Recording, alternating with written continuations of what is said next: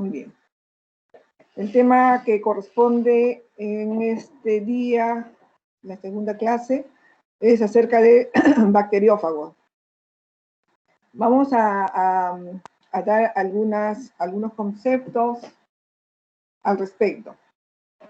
En el año 1951 se descubrió la destrucción de colonias del Micrococcus. Ustedes ya saben, cuando se refiere a colonias, menciona colonias, se refiere pues a un crecimiento en un medio de cultivo, ¿no? Entonces ellos en aquella época se postularon esta hipótesis como primero ciclo de vida, es decir, de que las bacterias que conformaban estas colonias estaban en la fase de declinación de su ciclo de vida. Es por eso que se estaban destruyendo. La otra hipótesis fue que ellas mismas, las bacterias que conformaban las colonias, estaban sintetizando enzimas líticas que provocaban la lisis. Estas fueron dejadas de lado cuando se postuló esta hipótesis en el cual se dijo que el virus era el agente causal de esta destrucción de colonias. ¿Cómo es que llegan a determinar esta hipótesis? Puesto que este agente no se desarrollaba en ningún medio. ¿Qué quiere decir? Cuando nosotros tenemos una inoculación en un medio de cultivo de una cepa de bacterias, pues empieza a reproducirse porque está en un medio óptimo. En cambio, el virus, esta partícula viral, llamada virus, valga la redundancia, no va a desarrollar, salvo que colonice o ingrese o transfecte su genoma a una célula huésped. Entonces es por eso que no podía desarrollarse en un medio de cultivo. Y también pasaba a través de los filtros para bacterias. ¿Qué significa esto? Los filtros de las bacterias son papeles que tienen poros, y estos poros tienen un diámetro menor que el diámetro de una bacteria más pequeña como el micoplasma. Tal es así que cuando los líquidos pasan a través de filtro, todas las bacterias son retenidas, entonces se produce una esterilización para las bacterias.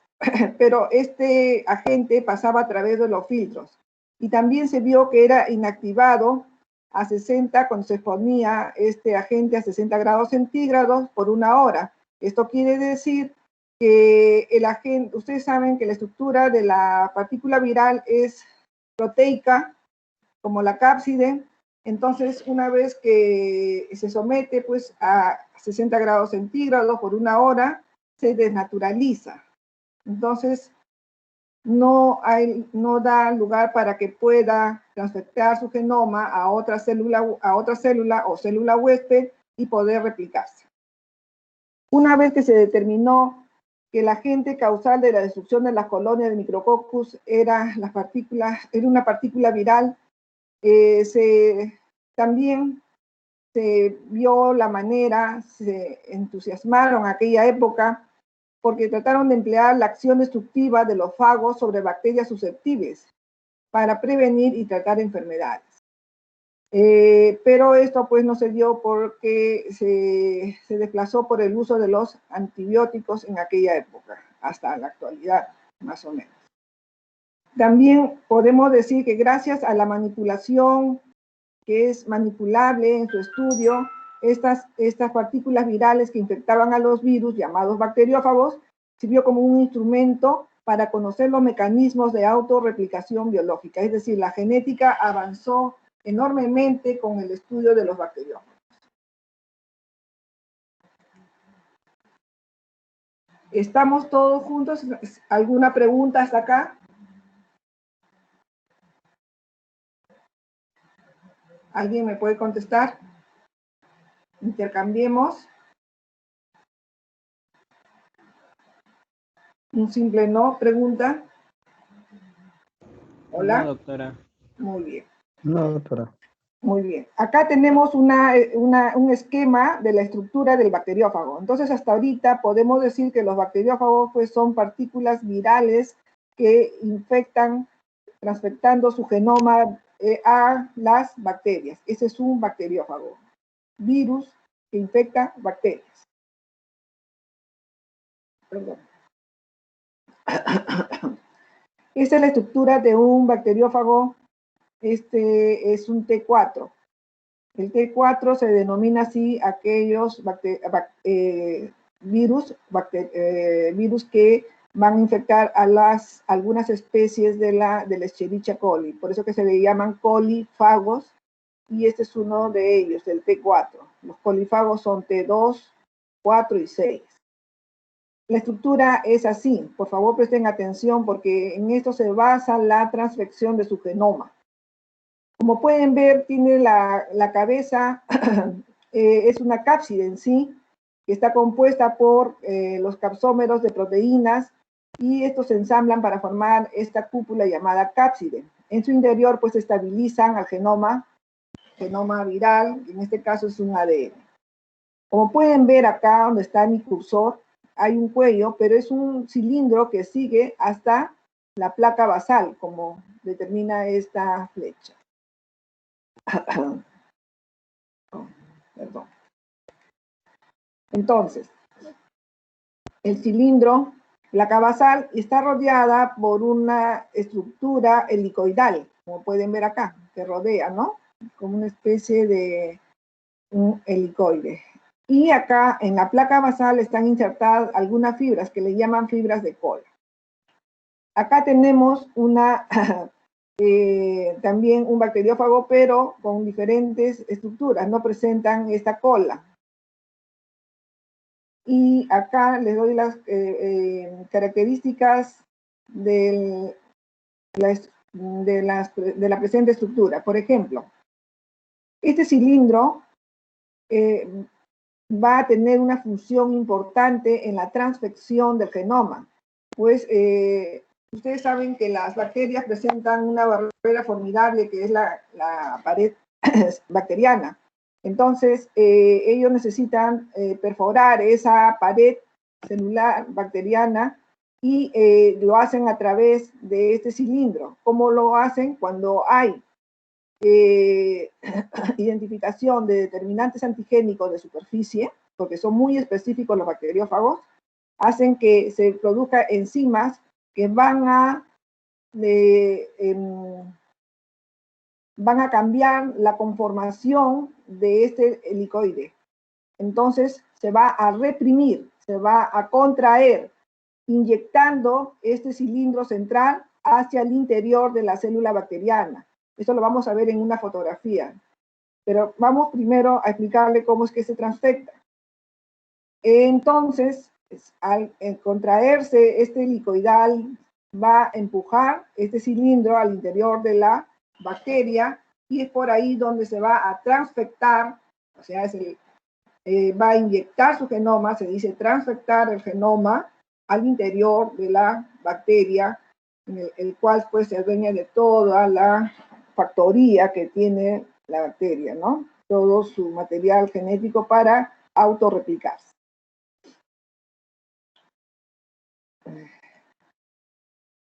Vamos a ver un poquito.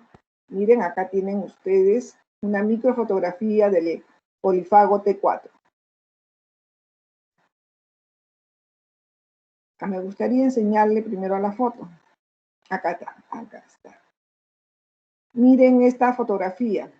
Como pueden ver, al tener contacto las moléculas de las fibras de la cola con la superficie del huésped, hay una determinación de antígeno, una identificación de los determinantes antigénicos de superficie, y por lo tanto se empieza una serie de procesos enzimáticos que va a ayudar a que este agente extraño, sea cual fuera, pueda ingresar al interior de la célula huésped.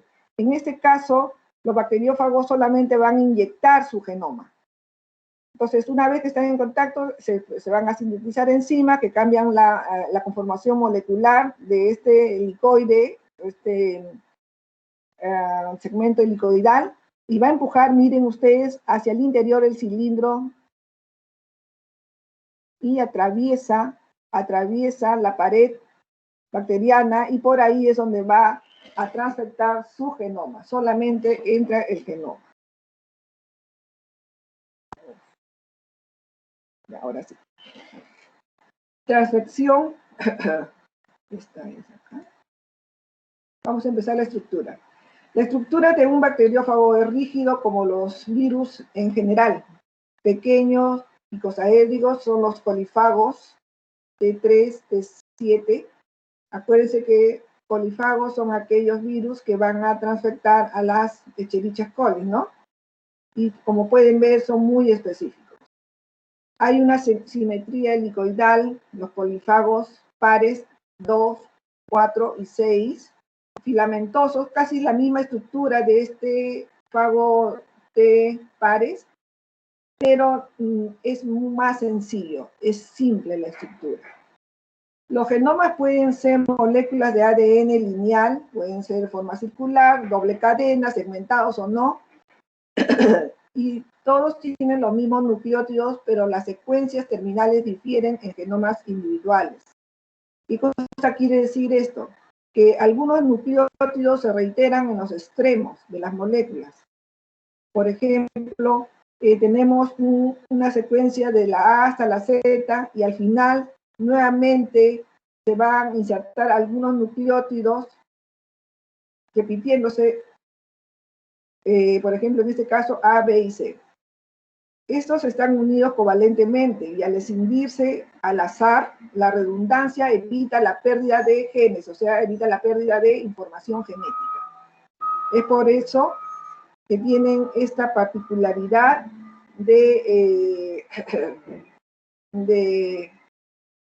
reiterar en los extremos algunas moléculas de su mismo genoma. Esta es la microfotografía de los polifagos T2, 4, más o menos similares. Y acá hablamos ya de ese concepto que les he ido mencionando, que es la transfección. Es decir, infección por ácidos nucleicos desnudos. El ácido nucleico de los fagos es infeccioso como el de los virus animales.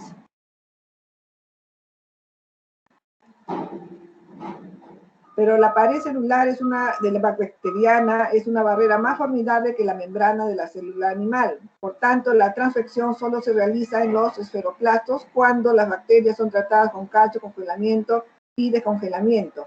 Esto se da pues en el laboratorio, ¿no? Tenemos la microfotografía en el cual este segmento helicoidal se va a replegar empujando hacia el interior el cilindro central. Acá tenemos aquellos polifagos que no presentan, estos son ortopoxvirus, estos son son virus de células animales. Y este vendría a ser la estructura de un colifago, que creo que este es el T4. Miren, acá es una microfotografía con sustancias que permiten ver detalladamente la transfección, ¿no? Acá ven claramente cómo ingresa el cilindro central, que forma parte del cuello, en la parte superior ingresa porque se ha retraído la parte del espiral. Como pueden ver, y finalmente atraviesa totalmente esta pared y puede infectar, transfectar su genoma. Es lo mismo acá, miren, es un esquema más o menos, hay contacto de la superficie, determinación de antígenos de superficie, y luego esto hace que se sintetice algunas enzimas que van a cambiar la conformación molecular de esta estructura, empujando hacia el centro el cilindro, y a través de ellos va a transfectar el genoma del bacteriófago. Este bacteriófago, al estudiar a esta partícula, este agente viral, también se descubrió que hay una glucosilación y metilación que presentan estas unidades. Esto es, el 5-hidroximetiluracilo y el 5-hidroximetilcitosina con frecuencia están unidos por enzimas codificadoras por fagos a 1 o 2 residuos de la glucosa de su genoma. Además, una pequeña porción de las bases de los fagos es metilada por enzimas específicas del huésped.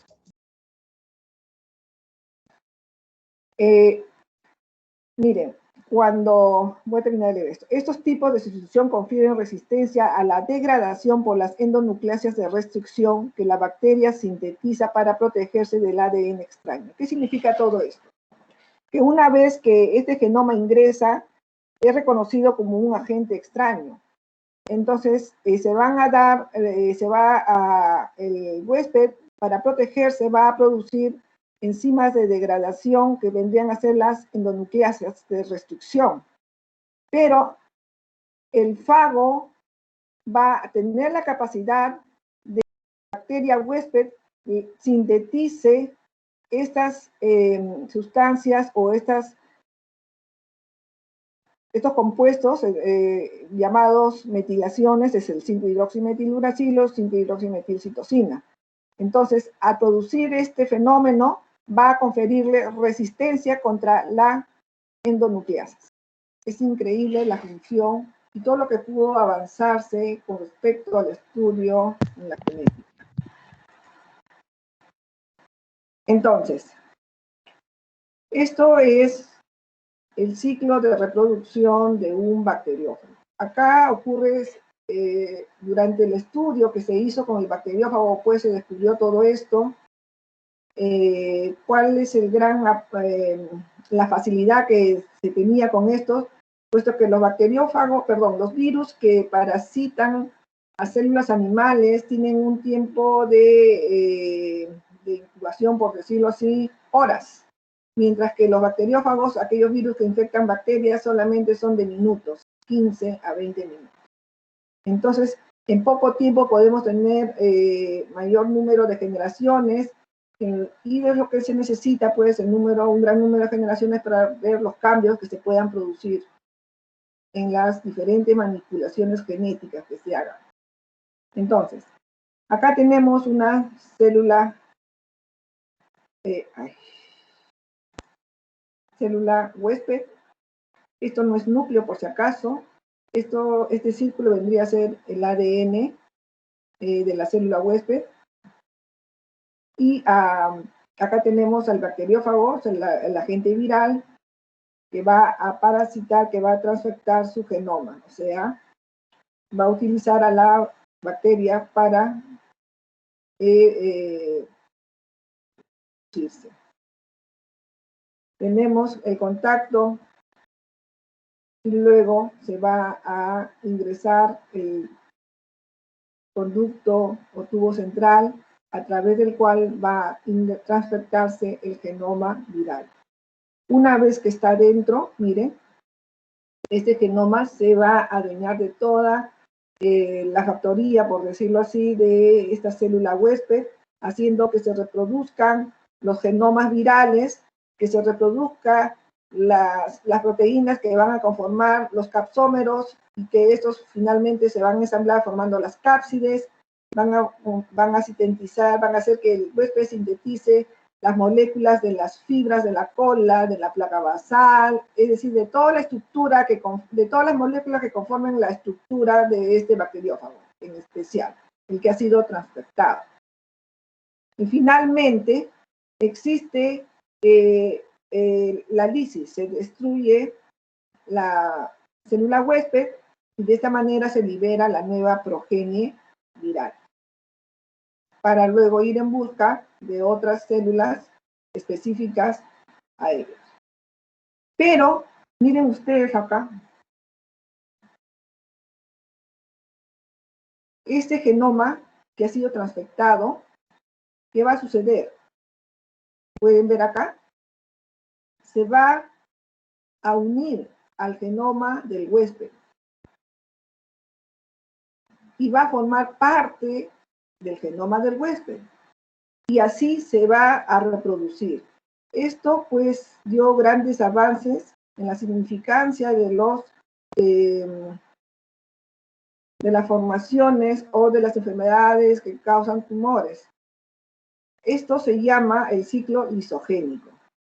Entonces, el bacteriófago, una vez que transfecta su genoma, puede seguir dos caminos, el ciclo lítico o el ciclo lisogénico.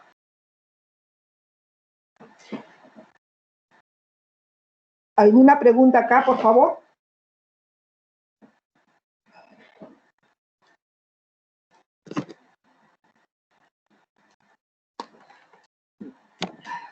Bueno.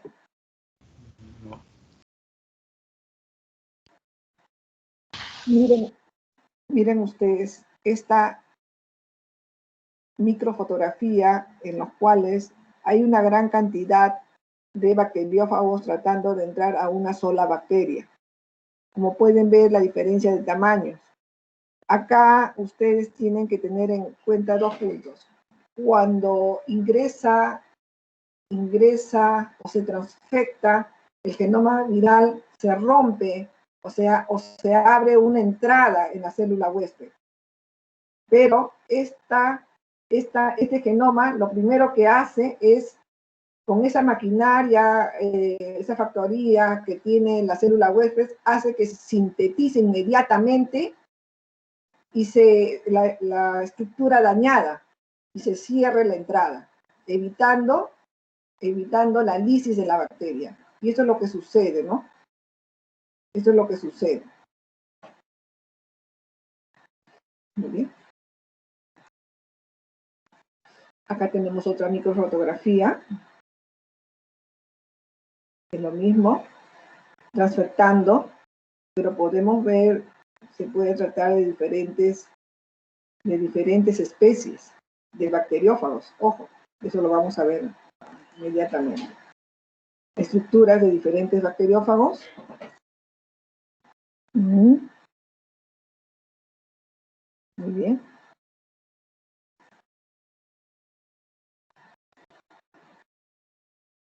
Los T4.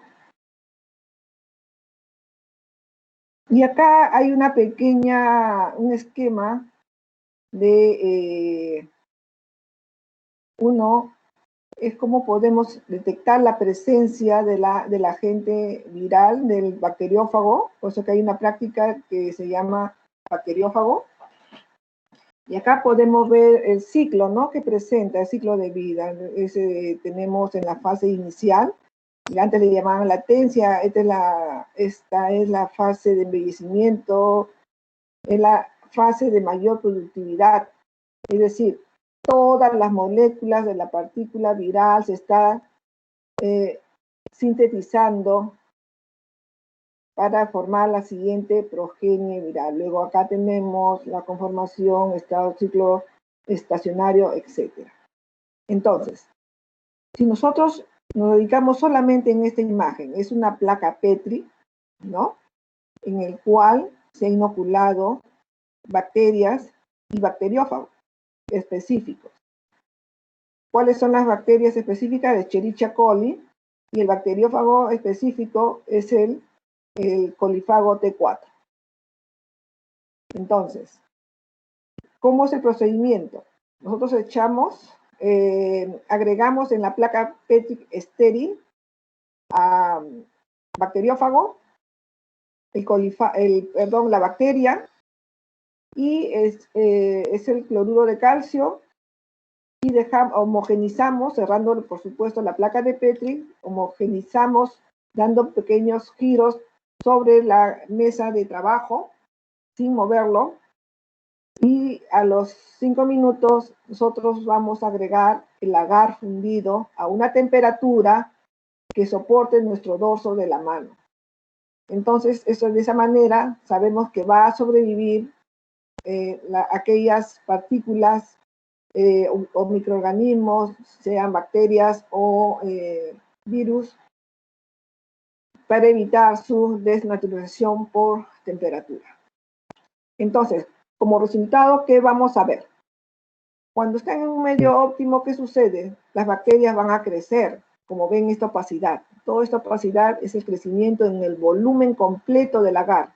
Pues que una vez que se echa el agar, nuevamente se gira la placa para homogenizar. O sea que en todo el volumen del agar se haya inoculado la bacteria, o esa mezcla de bacteria con virus o bacteriófagos. Entonces, ¿ven ustedes estas partes oscuras? Puede decir si la ve. Hola. Sí se ve, doctora. Estos círculos oscuros, ¿qué significa? Que ahí también hubo bacterias, la Escherichia coli, pero ahí ingresaron, en esa zona hubo colifagos T4. Por lo tanto, estas Escherichia coli fueron transfectadas por los colifagos. Entonces, se ve que en esa zona no hubo desarrollo de la Escherichia coli porque fue destruida por los colifagos.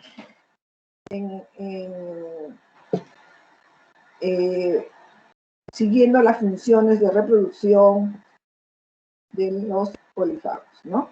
Entonces, a estos círculos oscuros se les llaman calvas. Estas calvas nos están diciendo que hay presencia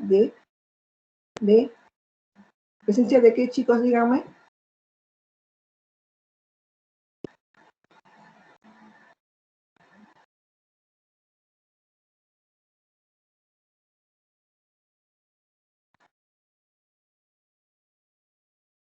De bacteriófagos, de partículas virales específicas para la bacteria Escherichia coli. Por eso que ahí no se ve opacidad, no hay crecimiento. Entiendan. Entonces, todo esto es agar.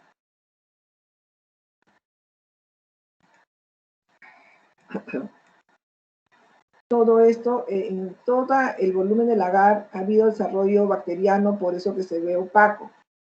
Donde no hay desarrollo bacteriano es en estas partes oscuras. Quiere decir que ahí las bacterias no han desarrollado porque el colifago transfectó su genoma y la destruyó en aras de perpetuar su especie o de reproducirse. Entonces, otra pregunta. ¿En estas calvas existen bacterias Escherichia coli?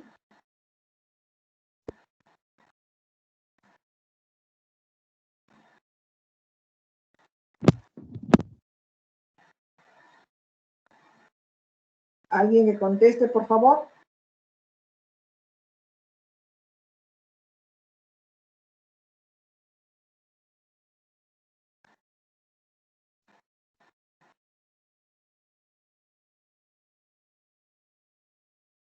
No hay bacterias, puesto que han sido lisadas por el bacteriófago T4. Muy bien.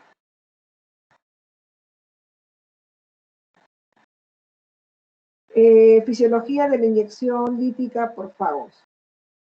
Como pueden ver, el estudio de los fagos nos abrió un mundo maravilloso que es la genética bacteriana, la genética en sí.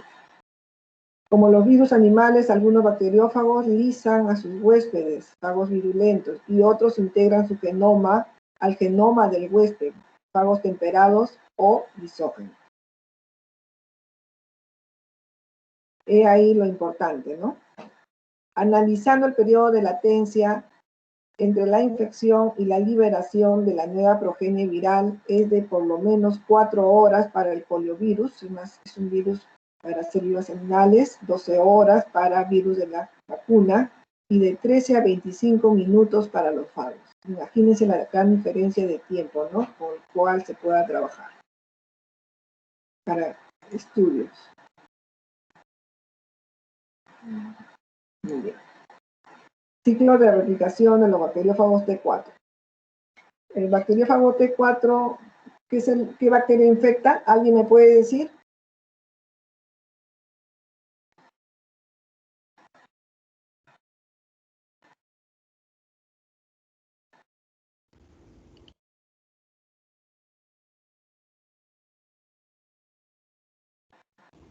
E. coli.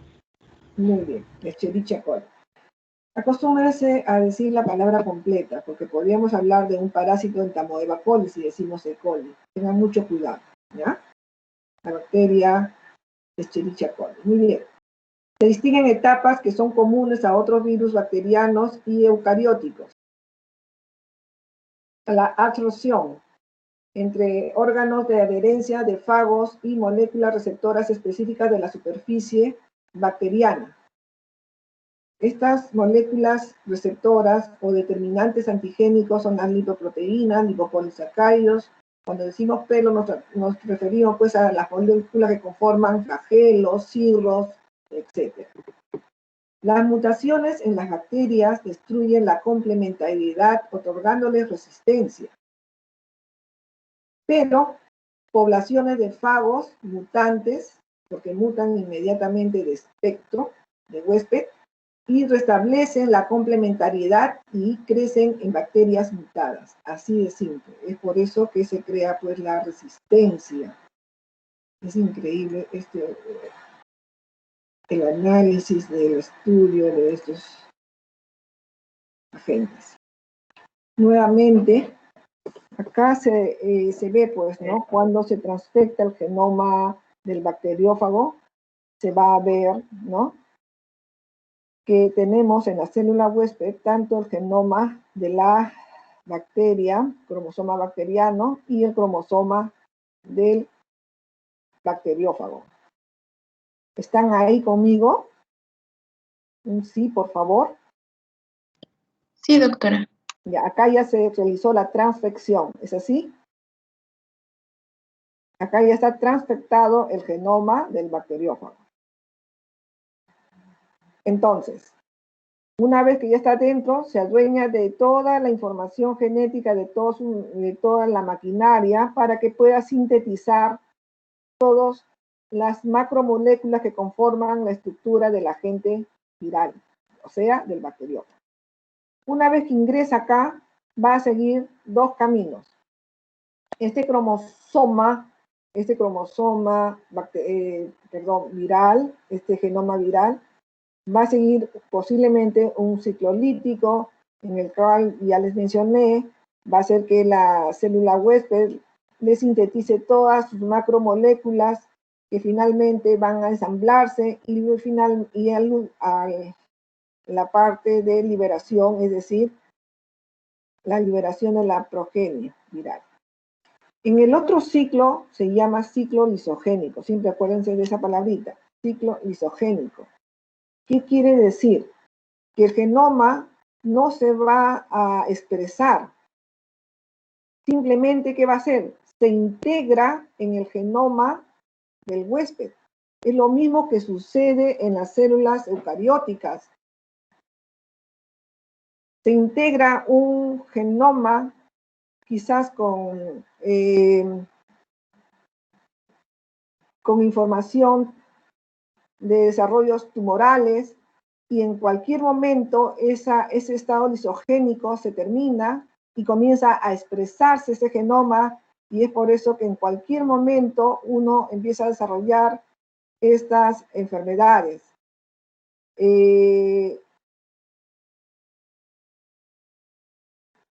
Porque lo que ayuda acá es que no sabemos en sí, no estamos acostumbrados a hacer un estudio de nuestro genoma, ¿no?, para ver posibles enfermedades.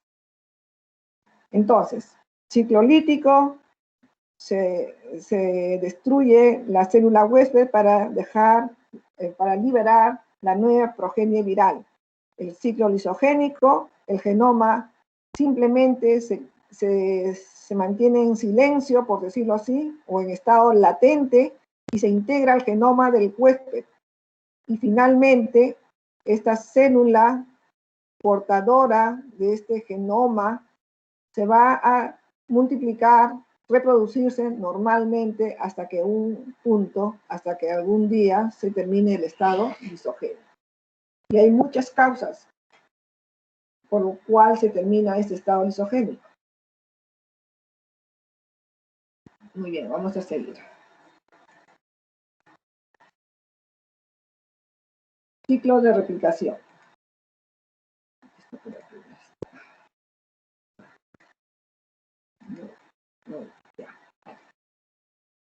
Las etapas son comunes nuevamente a otros virus bacterianos y eucariotas.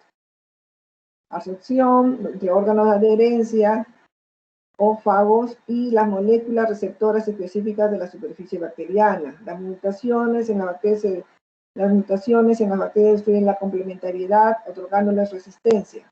Esto ya lo mencionamos. Y eso también, ¿no? Entonces, una vez que el bacteriófago T4 va a integrar, va a transfectar su genoma, va a hacer que se sintetice moléculas que posteriormente van a conformar la estructura y ensamblaje de la nueva progenie y finalmente la liberación de la progenie viral. La inyección del ácido nucleico del fago induce la producción temprana de enzimas como la deshidrofolato reductasa, alterando la disposición de las unidades proteicas de la cola del fago, contrayéndose la vaina y llevando al centro de la cola aproximadamente 12 nanómetros dentro de la bacteria. Las entradas son selladas para evitar la lisis desde el interior y el aborto del ciclo de multiplicación viral. Siguiente paso, síntesis de material genético viral, ensamblaje. Siguiente, la lisis bacteriana y finalmente liberación de la progenie viral, de la nueva progenie viral. Eso ya lo sabemos de demasía, pero la lisogenización. No todos los fagos dan como resultado lisis de la célula huésped. Existen fagos que reprimen toda expresión genética e integran su genoma en el de la célula huésped, como ya les he ido mencionando. Acá hay algunos conceptos. Profago, genoma integrado. Genoma integrado. ¿Genoma de quién? ¿Me pueden decir, por favor?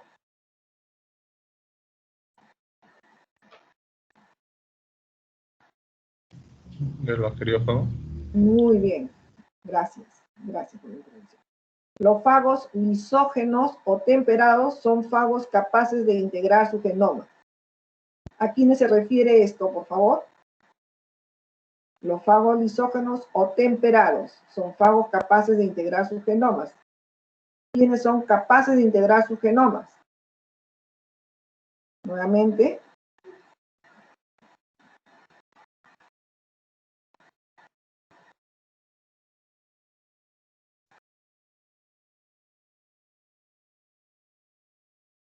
Bacteriófago, ¿no? Así es, así es. Muy bien. Los conceptos obtenidos del estudio de los fagos temperados han influido en las ideas de los virus tumorales, como ya les mencioné un poquito anteriormente. ¿Sí? Acá ustedes pueden ver nuevamente una ciclo lítico y acá es el ciclo lisogénico, ¿no? En el cual integra. Pero también además hay la inducción al ciclo lítico por separación de profago, o sea, ese es el término, es el término del estado lisogénico. Y finalmente se va a expresar para formar una nueva progenie viral. Y ahí empiezan los problemas, siempre y cuando pues causen daños mayores. Muy bien. Profago. La frecuencia de lisogenización varía con el sistema fago-huésped. Profago, como son la multiplicidad de infección, como hemos visto en las fotografías anteriores. El número de profago por lisógeno es igual al número de genomas bacterianos. Es decir, el número de genes que se puedan insertar es igual al número de genomas bacterianos. Pero hay más de un sitio de unión para el mismo profago. O sea, en el mismo locus puede haber más de un profago. Y puede ser de la misma especie o de diferente especie. Ahora miren, la superinfección puede ocasionar la integración de dos profagos en el mismo locus, como les mencioné. Los cromosomas bacterianos poseen sitios de inserción para profagos no relacionados y todos pueden ser ocupados simultáneamente. Finalmente, existe el fago mu, así se le denomina, que no tiene un locus específico, como los otros, la mayoría, e integra su genoma en cualquier parte del genoma bacteriano. Esto es en esencia un transposón.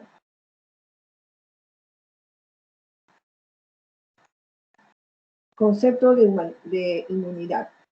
En condiciones normales el profago es estable. La terminación del estado lisogénico, cuando digo terminación del estado lisogénico, significa la separación del genoma del huésped con el genoma integrado. ¿Está bien? ¿Sí? Terminación del estado lisogénico. ¿Estamos ahí? Sí. Es espontáneo y con baja frecuencia. La inducción es incrementada por agentes que inhiben la replicación del huésped o del genoma del huésped o del ADN del huésped. Muy bien. ¿Cuántas sustancias pueden inhibir esta replicación de la célula del genoma del huésped? ¿Cuántas? Cultivos de bacterias lisógenas que contienen fagos infecciosos no son lisados. Por esto, debido a que el genoma inyectado no puede expresarse. La razón es que uno de los genes del profago codifica un represor. ¿Qué quiere decir esto? Si nosotros tenemos cultivos de bacterias supongamos, con un genoma conocido, genoma X, en estado lisogénico en esa bacteria, viene otros virus de la misma especie, con el mismo genoma, a infectar a la misma bacteria. Estos podrían reproducirse, provocar un ciclo lítico o no. La respuesta es no, porque como ya está integrado ese mismo fago, ese mismo genoma en esa bacteria, le confiere una característica inmunitaria para esa misma especie, para ese mismo fago. Pero si entra un genoma de un fago Y, ¿no? Z, sí va a poder expresarse. La razón es que uno de los genes del profago codifica un represor, en el caso de que sea de la misma especie. La inmunidad es altamente específica y las bacterias lisógenas para un fago no son inmunes a otros fagos temperados. ¿Me querían preguntar algo?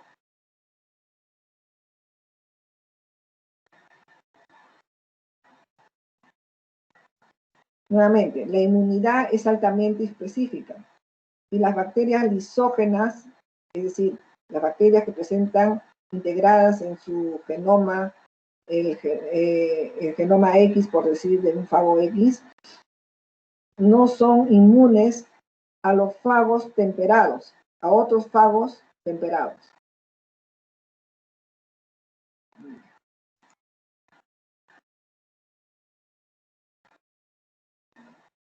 Acá hay algunas características que se están retomando ya hace años,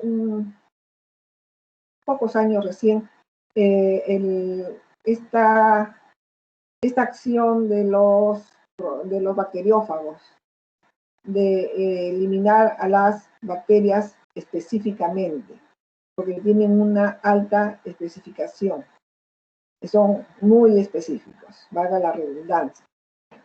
Vamos a leer un poquito. Los bacteriófagos y sus productos génicos como agentes antimicrobianos. Miren, los virus que infectan a las bacterias, bacteriófagos o fagos, fueron descubiertos hace ciertos años y su empleo ha constituido una herramienta fundamental en el desarrollo de la biología molecular.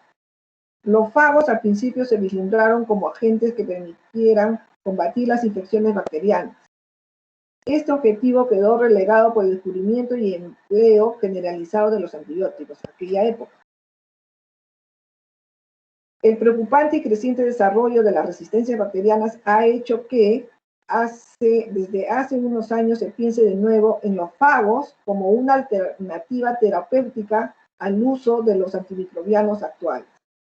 El uso terapéutico de estos agentes así como otras alternativas, tales como el empleo de enzibióticos, son las enzimas producidas por los fagos, que acá lo dice, que son enzimas líticas codificadas por los fagos, se está vislumbrando para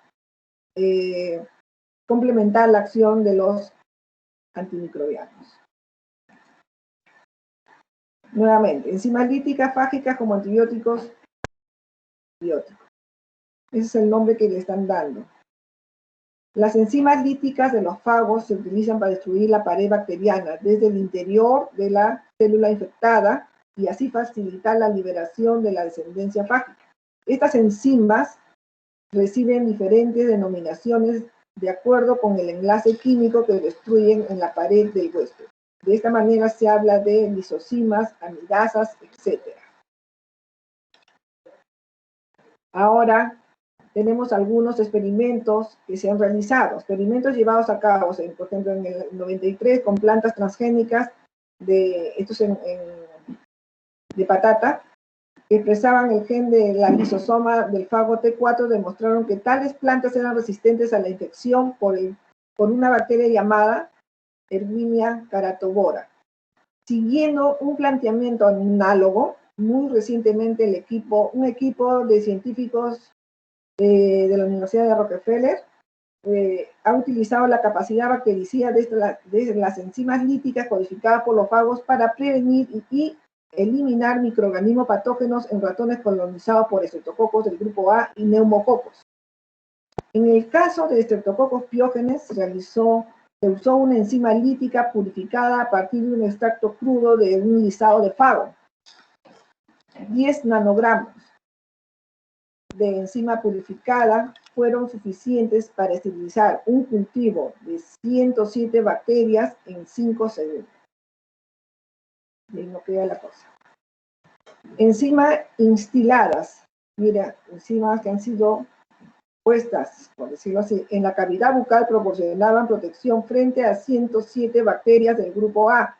Estamos hablando de pocos, sin afectar al resto de la microbiota comensal. Son altamente específicos. En el caso de Streptococcus pneumoniae se pudo demostrar que con la amilasa PAL, cuyo gen fue clonado a partir del genoma del fago DP1, bastaban asimismo unos pocos segundos para destruir 15 serotipos muy comunes, incluyendo aquellos que tenían resistencia a la penicilina. En experimentos con ratones que habían sido previamente colonizados, se comprobó que un único tratamiento con este PAL bastaba para erradicar el estado de portador, observándose también que el tratamiento no solo no afectaba a otros microorganismos que normalmente colonizan la orofaringe, sino que tampoco aparecían neumococos resistentes a la enzima. Nuestras perspectivas futuras. Se ha pronosticado con sobradas razones que es posible que en ciertas enfermedades infecciosas hayamos vuelto a la era preantibiótica. En lo que existe acuerdo generalizado es en que, tanto con el empleo de fagos como de algunos de los productos fágicos, estamos ante terapias novedosas y prometedoras que, usadas junto con los antibióticos, puedan proporcionar un medio muy eficaz para combatir el preocupante problema de la aparición de las bacterias resistentes a todo el arsenal antibiótico que se dispone. Todo ello propicia un escenario que garantiza la realización de nuevos estudios en el campo de la terapia fágica. En teoría, la terapia fágica presenta evidentes ventajas frente a la terapia con antibióticos. Muy bien, chicos, eso es todo. Voy a bajar su asistencia. Comentarios. Ya bajé su asistencia. Estarán cansados porque es su segunda clase, no creo que tengan una tercera. Bueno, entonces espero que todos estén bien, que se sigan conservando bien y nos estamos viendo en una próxima oportunidad. Gracias por estar presentes en la clase.